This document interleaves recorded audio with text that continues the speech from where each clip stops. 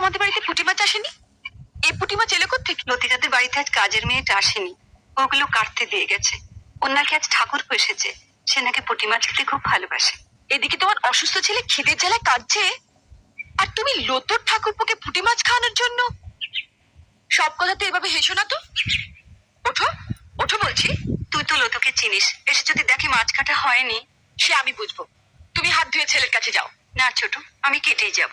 তোমার অসুস্থ ছেলে দিব্যি বর্দি, এর পরেও যদি তুমি একটা মাছও বটিতে ছোঁয়াও, তাহলে তুমি জানবে তোমার ছেলের গলায় বটি বসালে। তুই কি দিব্যি দিলি ছোট?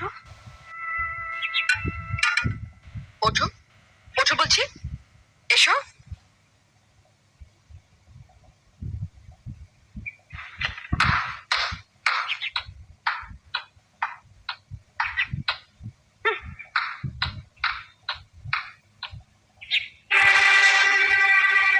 বড় বৌদি, বড় বৌদি, ও বড় বৌদি।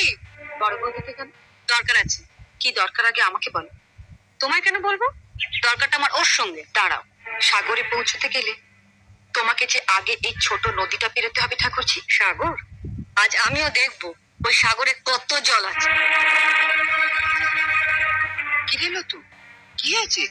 এত চেঁচামেচি কিসের? দেখো না মা, কতদিন বাদে আমার ঠাকুরপো এলো, বলে একটু পুঁটি মাছ খাবে।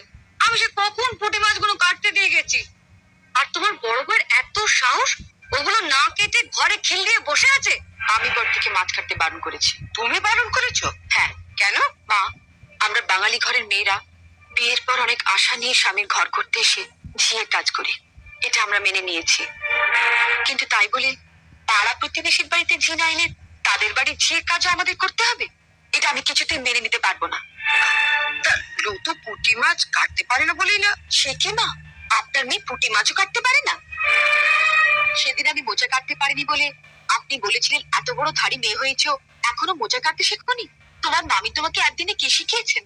হ্যাঁ মা, আপনার মেয়ে তো কম ধাড়ি হয়নি, এখনো পুঁটি মাছ কাটতে শেখেনি। আপনি কি শুধু ওকে গলাবাজি করতে শিখিয়েছিলেন? শুনলে মা, শুনলে? ঠাকুরপোকে যখন পুঁটি মাছ খাওয়ানোর এতই শখ, তখন মার কাছ থেকে পুঁটি মাছ কাটাটা শিখে নিলেই পারো। আর মাও যদি পুঁটি মাছ কাটতে না জানেন, তুমি রোজ বিকেলে আমার কাছে 4টে করে পুঁটি মাছ নিয়ে আসবে। আমি তোমাকে শিখিয়ে দেবো বটিতে ঘষে ঘষে পুঁটি মাছের ছাল কিভাবে ছাড়াতে হয়। কেমন?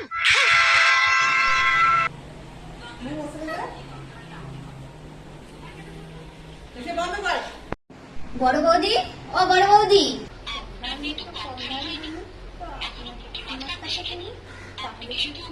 লতু পুঁটি মাছ কাটতে পায় না তা বলেই না